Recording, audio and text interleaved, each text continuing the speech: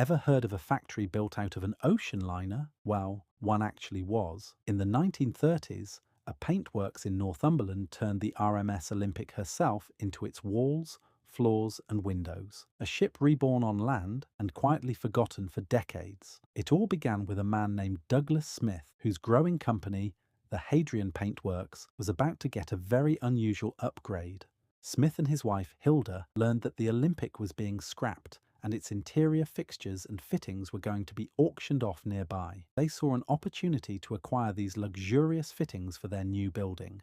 At the 1935 auction, Douglas and Hilda Smith purchased a vast amount of material from the Olympic. Douglas attended the sale and acquired everything from crystal light fixtures and carvings from the grand staircase to more mundane items like rubberoid flooring and water closets. The couple used the fittings to furnish both the new company headquarters in Haltwhistle and their own home nearby. He was one of the biggest single purchasers at the sale. The purchased materials from the Olympic weren't just decorative, they were the very bones of the new building. The structure was physically built from the ship itself. The new factory featured repurposed pitch pine from the ship's decks for both the flooring and the roof structure. The interior was completely furnished with paneling from all three classes, and iconic Georgian-style teak windows were installed throughout the factory. For many years, the Haltwhistle Factory was one of the last places where Olympic interiors could still be seen, aside from the White Swan. After the factory's closure in the early 2000s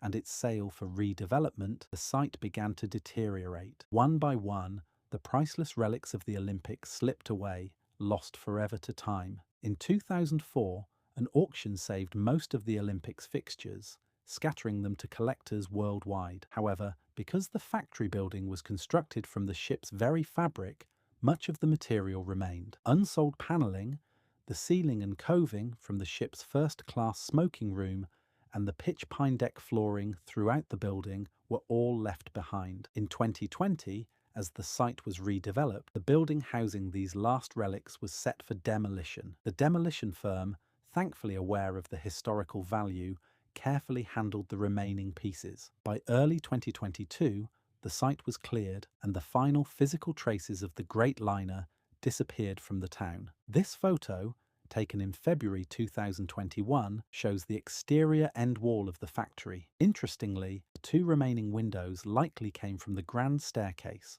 not the gymnasium, as they still have traces of the green Adam paint from the ship's final refit. From inside the factory, this photograph shows one of the teak windows built into the new wall. To hide the depth of the brickwork, cheap plywood was used to frame the interior. Hidden underneath the plywood frames, the window's true history was revealed. The standard blue pencil shipyard markings were clearly visible on the edges. During the demolition, several interesting discoveries were made. While the windows were assumed to be for external use, it appears many were also used internally. The exposed concrete walls of the 1930s building reveal that its entire wooden supporting structure was crafted from wood salvaged from Olympic's very decks. In the upstairs of the factory building, during demolition, the structure of the roof was exposed. The entire structure had been fashioned from repurposed pitch pine decking from the ship herself.